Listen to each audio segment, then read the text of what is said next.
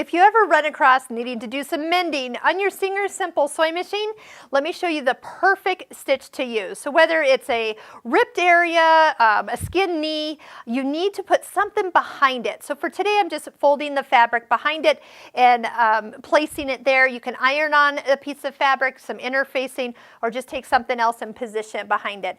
You can find the stitch we're using is the multiple point zigzag. It's the black one that is right here. So that does mean that we have stitch length adjustment. To really get this to turn out nice, you are going to want to bring this really close together. So what it's going to do is do stitch, stitch, stitch to each side of the zigzag. But if they're close together, you don't have to go back and forth so many times.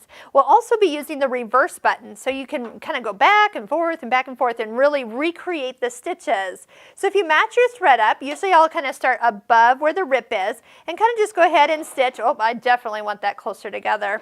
Otherwise, I'll be going back and forth forever. Okay, really close. As I get past my rip, I'm going to just hold my reverse button down, kind of work back as I stitch. Okay, and then go forward again.